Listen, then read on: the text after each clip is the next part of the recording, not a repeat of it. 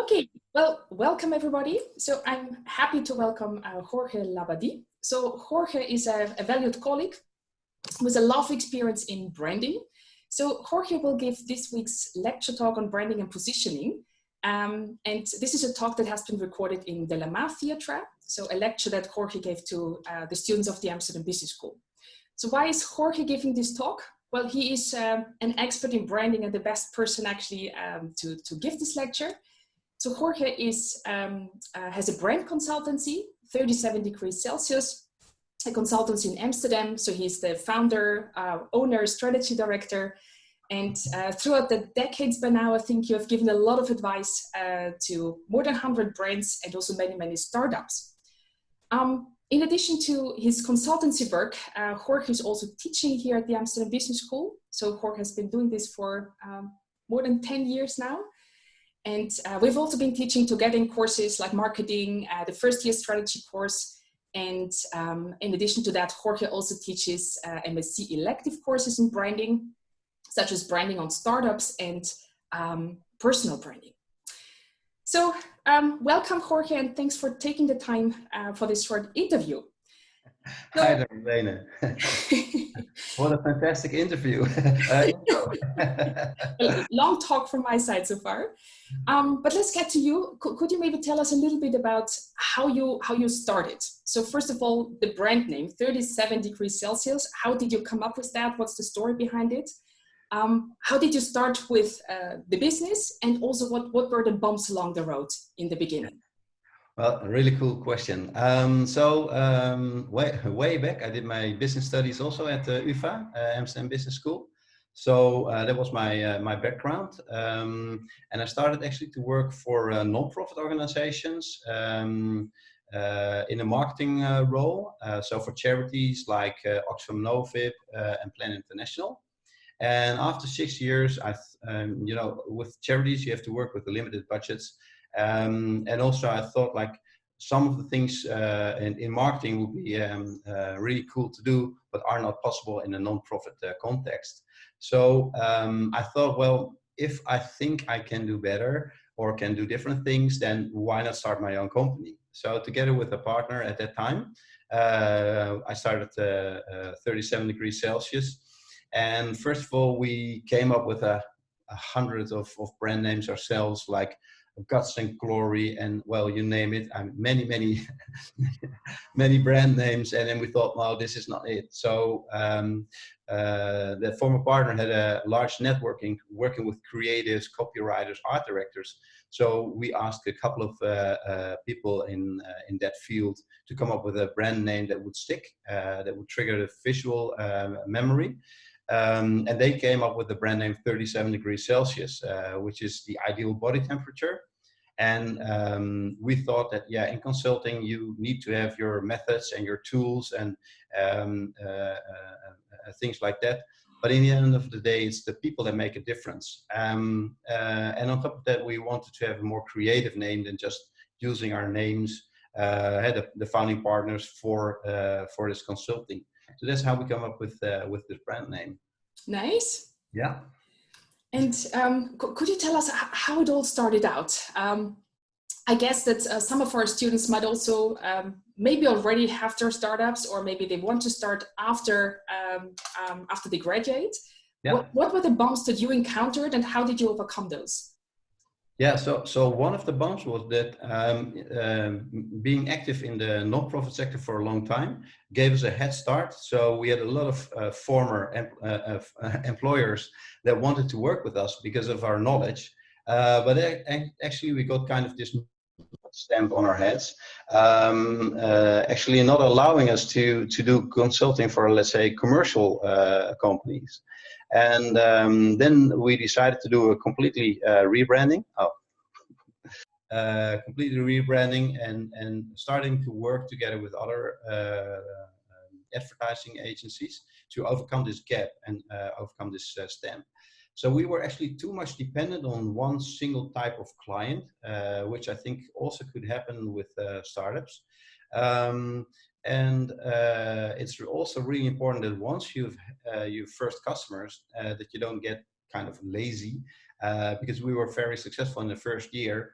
But then we totally forget to do some recruitment or new business development, talking to other potential clients and stuff like that.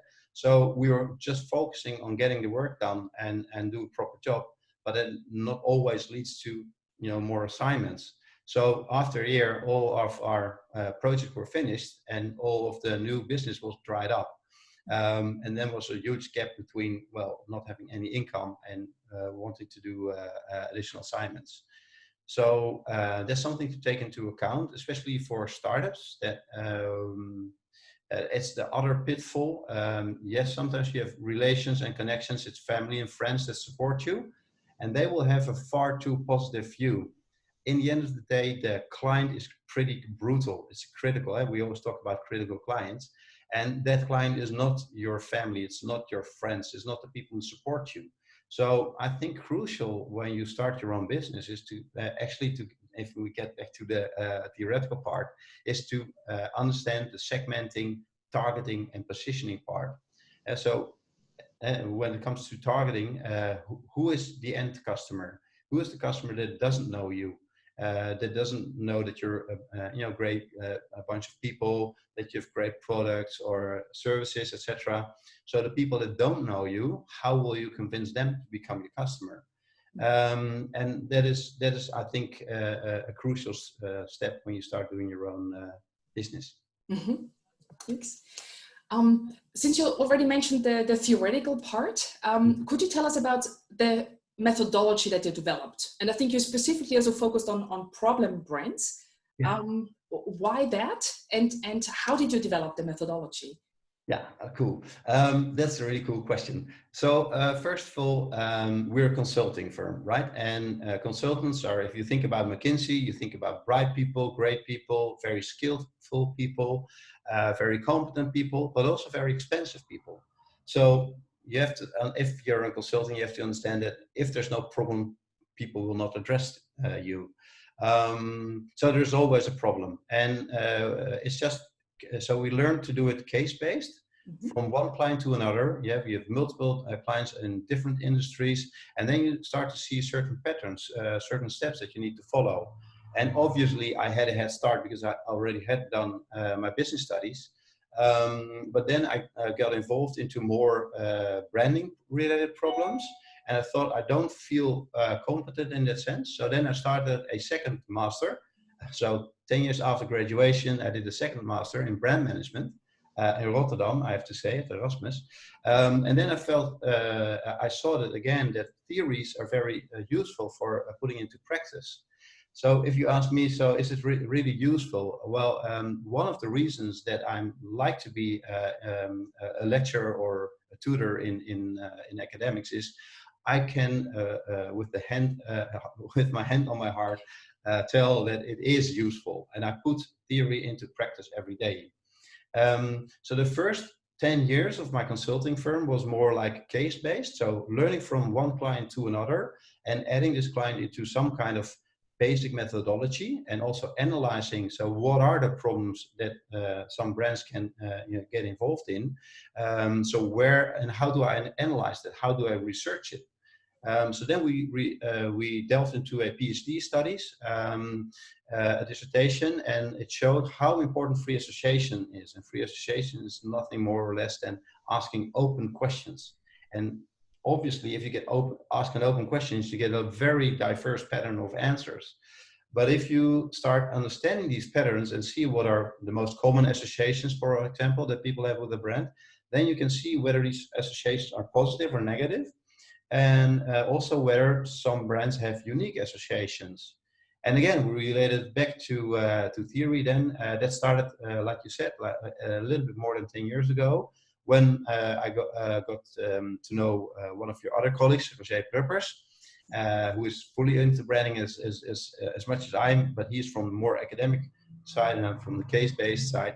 And then I learned so much about branding from him, and also starting to teach courses where I bring in my practice and we challenge theory, and the other way around. We have case-based practice and see how we can insert theory. So then actually the academic part and the scientific part was blending into my consulting firm. And that's why we call ourselves a research-based brand consultancy, because anything we'll do will either be based on theory or based on research, and ideal situation on both.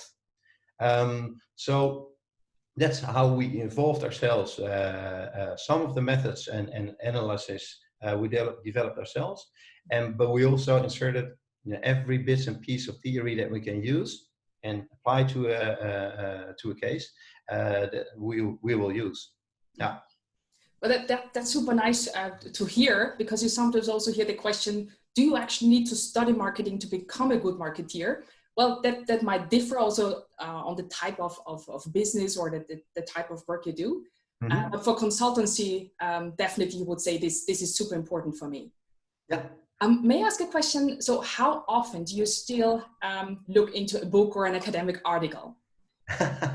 Well, there's all the work of Keller and David Aker and Jean-Noël Cafferer, Byron Sharp. These are the theories that I think I have incorporated, so I don't need to look into a book. But one of the obvious advantages that I have as a lecturer and also as a course coordinator is that I have access to all academic literature. And one of the things, for example, is that there's a huge debate going between Keller and Byron Sharp. Well, it's not themselves who are having this debate, but whether differentiation is important, yes or no. We are testing ourselves whether, for example, the Keller pyramid we see those patterns coming back into practice.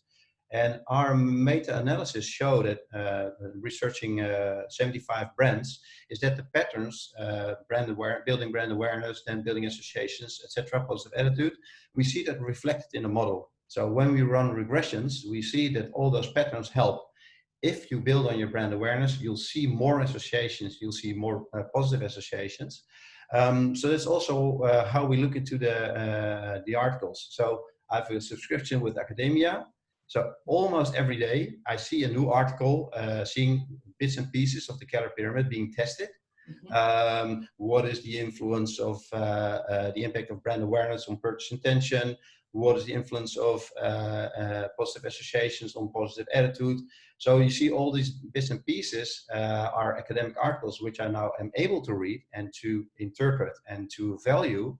And yeah, it's my curate. So actually almost every day. Well, yeah, thank you for that message. I will pick up on that. And my message to the students would then be, you're not studying for the course or for the exam, you're studying for life. At least that's what I hope. Maybe not all of you will need the marketing theories, but I think many of you will. And if we get a chance later, maybe to talk about personal branding a little bit, this is what everybody of you needs. It's not just about working for a brand in a marketing function. It's really more generally about marketing yourself. I think that if I may elaborate a little bit, I think obviously there is something like a marketing talent. What will be marketing talent? That you are able to put yourself in the position of a potential client and to think like that client, to feel like that client, to act and behave like that client. That is maybe a rare talent that someone has or another person don't have. Well, what does studying marketing help is that you have a structure and that you have the tools in order to do it in a structured way, so that you don't forget, that you don't only build on your talent, because talent always, talent is fallible, and not in every situation you see that what you think would be the right thing to do is actually the right thing to do. Mm-hmm. And we might address some of the examples when we get to the Corona case. Yes.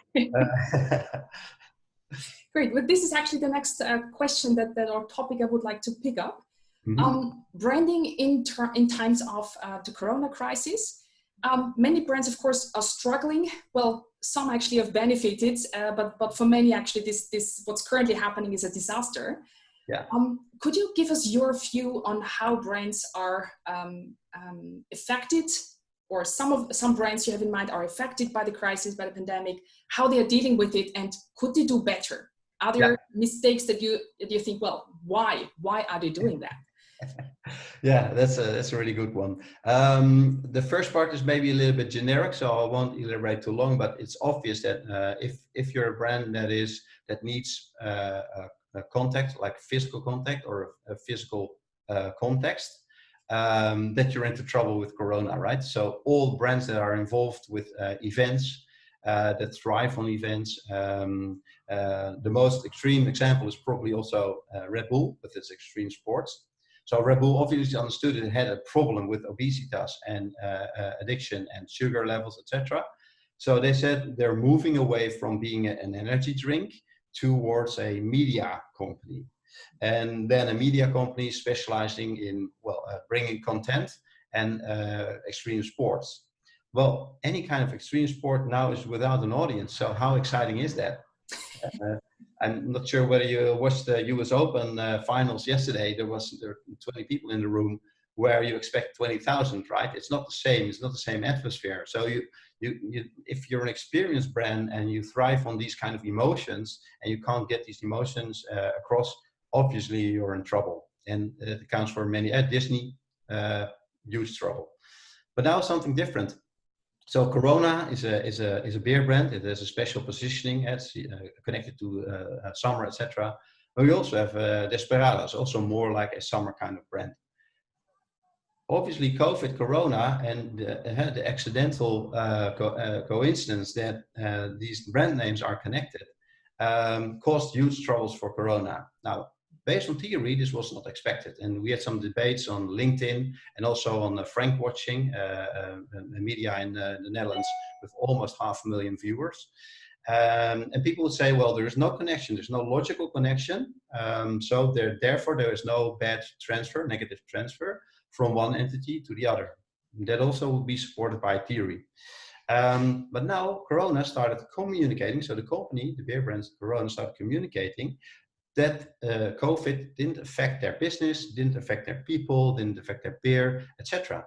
So Corona was making the link. And normally we would say, well, if there's no link, if there's no fit, then don't make the link yourself by communicating. Because we also know as soon as you start communicating, people will start making the link. So then theory would say it's a bad thing to do. We researched it and wanted to find out. We had some data previously to COVID. So we could make a pre and after, which would be a classical experiment, comparing these two, and also then to see whether the effects, possible negative spillover effects would be more extreme when in the scenario that Corona was communicating. So we had also a between factor, which was with or without Corona communication. It turned out to be different than we expected. The fact that there was so much publicity making the connection apparently made people make the connection. There's no logic, but for weeks there was media attention, and therefore the connection was made in the mind of the customer. So what we expected to be a bad thing, Corona itself starting to communicate, was repairing the damage being done. And what we could see is that the Corona, the brand image had stayed more or less the same, but the Corona association had a kind of not replaced, but decreased the strength of associations like summer, beach, so these positive associations. So then the advice would be for Corona to keep on communicating that the brand is a summer brand, etc. So it was counterintuitive, and we ourselves, following the theory, would have said it's not a good idea. But in the end of the day, if the damage is already been done, then start repairing by telling your own message. And then the advice would be emphasize the positive associations that are still in people's mind, but are temporarily replaced or diminished in strength. So you need to activate it. Well, I'm not sure if Corona is listening, but it would be a wise, and I can't read Dutch. I'm sorry for that. The article was in Dutch. We posted Frank Watching. But if they will be listening, then it would be an encouragement for them to start communicating what they're all about. Namely, a summer brand, cheerful, radiant, positive beer, which we all could use today. Yeah. The Corona example is, of course, super interesting. And of all the brands, of course, this is the brand where of course, the media would focus on. Yeah. With regard to communicating positive things, what you also saw, at least that was my impression on social media, is that many brands quieted down. They paused their campaigns, or they put it into Corona context, telling and reassuring consumers they would support and do whatever they can. Yeah. In their case, you would suggest actually they do communicate about the brand. So they still stress the point of difference, the strong associations consumers already have, ignoring what is going on around. Yeah, Is that yeah, the yeah. So the ideal situation is exactly like you say. The ideal situation would have been if they wouldn't fight that there's no relation, that they just focus on communicating the positive, the reason why people are points of difference, the reason why people buying Corona in the first place. That would have been the ideal situation. But as you see in practice, even a huge company like Grupo Modelo, Corona is part of the Grupo Modelo, it's the second largest beer company. And that's also an advice I'd like to give to students. Like, don't take for granted what the big companies are doing, because they didn't do this kind of research. And we do it out of passion maybe, and also because we want to find out what's the good thing to do.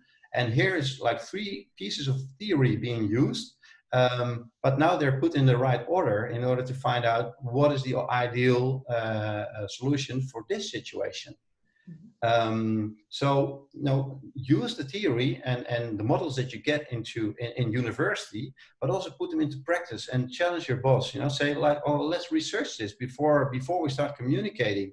Maybe communicating is not the right idea, or maybe we should just, if we communicate, focus on the things we like people to remember, not the things that we like people to forget. So if you make the link, you will make sure that people start keep thinking on Corona. So normally, if you put Corona into research, you would see the first association is summer. Yeah. Now we saw the first association is COVID. So if you start like fighting, there is no relation. It's like, don't think about the pink elephant, right? So focus on the good thing of the brand, and actually that applies to a lot of brands. And in this situation, for example, you asked about sitbacks. Well, we had sitbacks. We had like 6 potential new clients that all withdrew their assignments, and everyone said, well, it's so insecure now, we don't want to invest.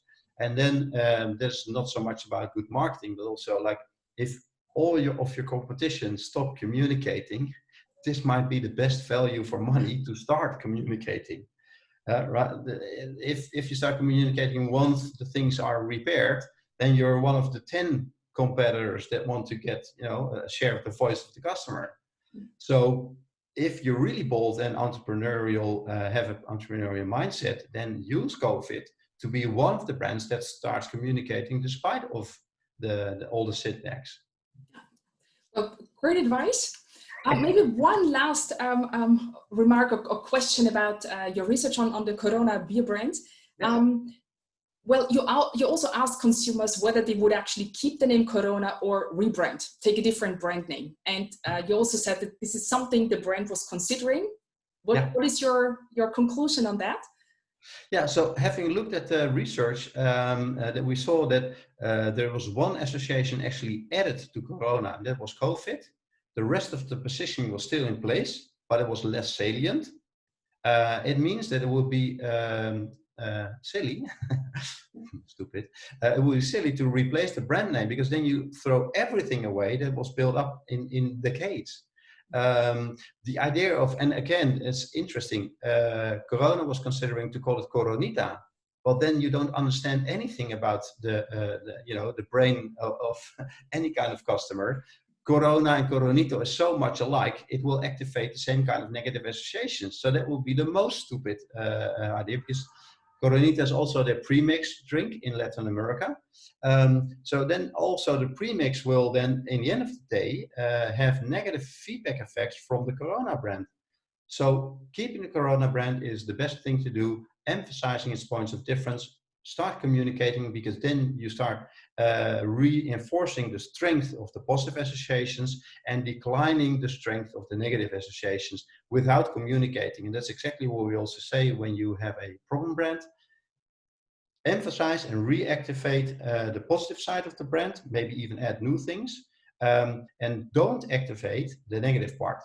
So Corona should never make the link, should have never made the link between Corona and COVID. Yeah. Saying it has no effect makes me suspicious. Well, it does have effect, but you don't want to show, right? That kind of thing. That's what's happening. So keep the brand name, reinforce the positioning by communicating what it's all about. Yeah. So Corona should listen.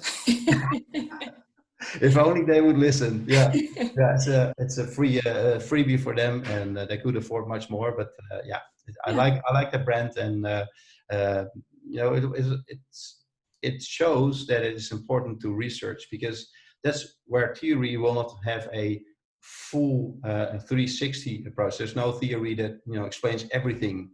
So also try to falsify theory and see, you know, in this particular situation, what have been the best solution. And that's what I think separates our students, or any student who studies marketing, from a talent, is that you have the tools to properly research, you know, what is working and what is not working. Mm-hmm. Yeah.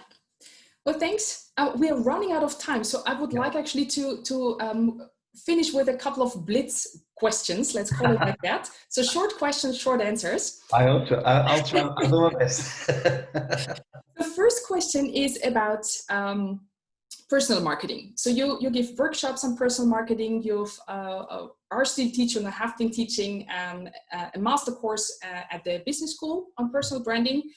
What is the key takeaway, if that's even possible to put into a nutshell? But is there something like the golden rule for personal marketing or branding that you would like to share with our students? Yeah, and that is be open-minded and test your own brand name for its merits, because brands could change. Corona could change it to another brand name. You and I, well, we probably will not do it, right? You will be Marlene Fock 20 years from now. I will be Jorge Labadie also.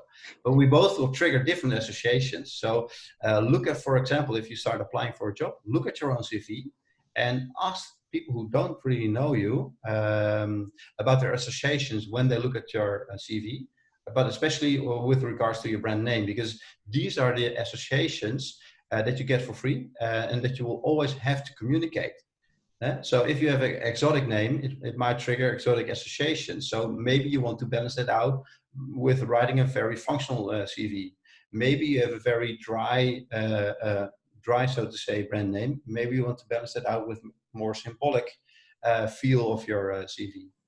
One example, there was one guy, we do some CV checks also in terms of branding. There was a guy, he was sitting there with the long dreadlocks, a blonde guy with the long hair, and with his guitar. And I asked, like, okay, why did you choose this photo?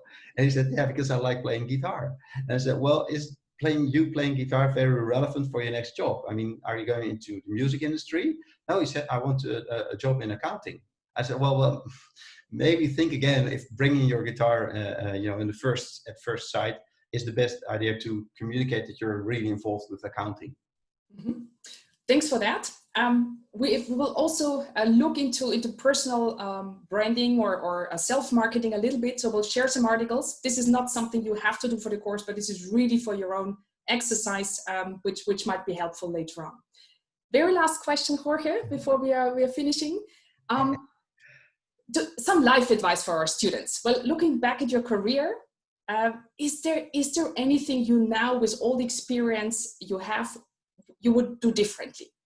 Anything that you think, well, I should have done this differently. Don't make the same mistake. Or take this chance. Maybe it's not a mistake, but take this chance. Yeah. There's two things. I think about the process and not the result. So if I judge my career on the result, well, okay, I'm happy, but I didn't become a millionaire. So then it might be kind of, okay, suboptimal. But I've enjoyed every single bit of it. Also the setbacks, you know, you always learn from your setbacks. And the other thing is that I have been very insecure at some times and some points in my career. And then, for example, my boss or a colleague would ask me something to do and truly believing in that I could do it. And if I have any kind of regret, it will be that I then still wouldn't dare to do it. So you need someone who believes in you, who gives you chances. And whenever you get them, if there's someone who believes you can do it, then just try. Because if you try, you know what you can do. If you don't try, you will never find out what you've been capable of on your own. Mm-hmm. So, yeah. I think that's a great last sentence. I will not even interfere with that anymore. Well, thank you, Jorge, for the interview. For those of you who are interested, I will also include the link to Jorge's website. They always have interesting blog posts there talking about their research. There were case studies on. And Jorge is also posting sometimes on frankwatching.com, so an online platform Jorge has mentioned before. You sometimes do a brand roast, so a very critical take on a brand. One of them is the NS, so the Dutch railways. So for those who are interested and are able to read Dutch, please have a look. Well, thank you, Jorge, and I hope our students will enjoy the lecture this Thursday. Thank you very much for having me, Marlene.